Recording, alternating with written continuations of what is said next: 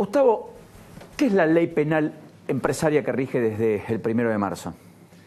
Bueno, Paulino, la ley es justamente, como lo dice el nombre, establece la responsabilidad penal de las empresas privadas. Establece la ley que pueden ser de capital nacional, capital extranjero, con o sin participación estatal. Y establece, como bien dice el nombre, una serie de sanciones, penas. Pero se pena una sociedad jurídica, porque una empresa no me la imagino dentro de un penal, quiero decir. Sí. ¿Cómo es la figura?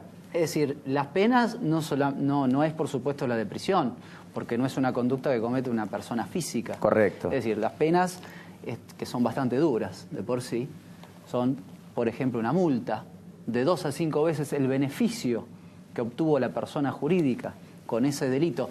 Esos delitos que establece taxativamente la ley también son 5. ¿Cuáles son?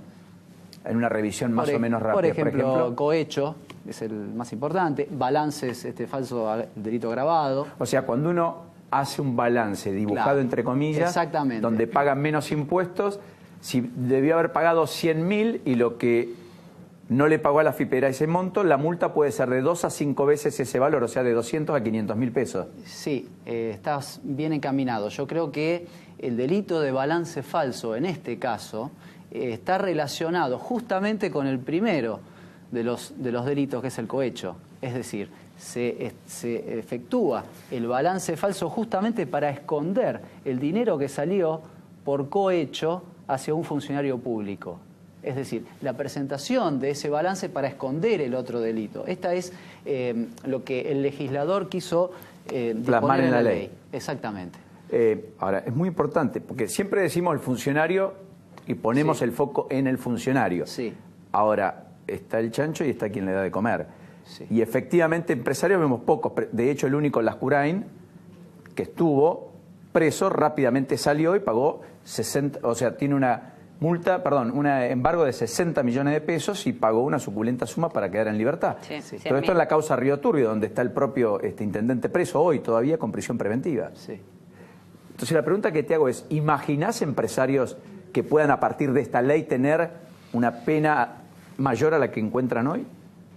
Yo creo que con la sanción de esta ley de responsabilidad penal se comienza a recorrer un camino importante en la lucha contra la corrupción. Como bien vos dijiste antes, la corrupción no es patrimonio solamente de los funcionarios públicos. Las empresas es la otra pata que alimenta la corrupción. Esta ley viene a cumplir, si vos querés, con un mandato de la OCDE, es decir, obliga, si la Argentina quiere meterse en el terreno internacional, en el comercio internacional, debe cumplir una serie de requisitos. Este es uno. Entonces, comienza con esta sanción a recorrer ese camino. Las empresas, a partir de ahora, sin perjuicio que una persona física que participa dentro de la empresa comete el delito, también va a ser responsable. Entonces se va a tener que cuidar. Se va a tener que cuidar porque si no también es responsable por el delito que cometa un empleado infiel, eventualmente. Por ejemplo, en beneficio, en interés, en representación de esa empresa. Caso Siemens. Por ejemplo. Donde aparecieron los que reconocieron, ¿no es cierto? Pero después la empresa dijo, pero nosotros no sabíamos, eran empleados infieles. O Skanska, donde dijeron son empleados infieles. Exacto. Esa figura desaparecería y pasaría la carga penal, además de la persona física, a la empresa. Y las sanciones, las penas, como hablábamos recién, son importantes. Es decir, yo te dije recién la de la multa, de 2 a 5 veces el beneficio, pero también hay otras. Por ejemplo, dejan a la sociedad sin funcionamiento. Es decir, ¿la cierran? No la cierran, sino que durante un tiempo determinado no tiene actividad. Claro. Le impiden la actividad, máximo 10 años. O si esta empresa, por ejemplo, fue creada al solo efecto de la comisión de los delitos, se tiene la baja de la personería jurídica. O sea, por caso Lázaro Báez creando una empresa 10 días antes de que asuma Néstor Kirchner y luego convirtiéndose en uno de los empresarios más importantes de la construcción. No, las y casi solo haciendo obras con el sector público. Yo creo que está más para el lado de las empresas creadas al solo efecto de la comisión de esos delitos. O sea, una empresa ficticia que dice hacer lo que en realidad no hace. Lo que pasó, vos hablabas de Lázaro Báez justamente, Paulino, son las famosas usinas que se crearon en Bahía Blanca. Truchas. Claro, para hacer la facturación apócrifa. Por los cuales Juan Zurich estaba preso, pero ahora está libre, ¿no? Sí. Escarcelado. Sí, pero Pero bueno, lo cierto es que tiene que ver, me parece, más Sí. con ese tipo de empresas. Creadas con ese objeto para la comisión de los delitos, para enmascarar el delito. Ahora, ¿y hay consultas de inversores internacionales a propósito de este aspecto? ¿Hay cierta avidez por la Argentina? ¿Puedo decir, esto está pensado por la OCDE y está pensado para que el país, cuando sea, tal vez deje de ser fronterizo, pase a ser emergente, etcétera, tenga un reconocimiento diferente? ¿Puede ser eso o no? Sí, nosotros en nuestra firma estamos recogiendo muchas inquietudes a partir de la sanción de la ley y más precisamente ahora de que comenzó a regir hace muy poco tiempo, pero se empiezan a asesorar. Las empresas multinacionales ya vienen con un camino recorrido con el tema del compliance, los programas de integridad, que deberán ser adaptados a esta nueva legislación.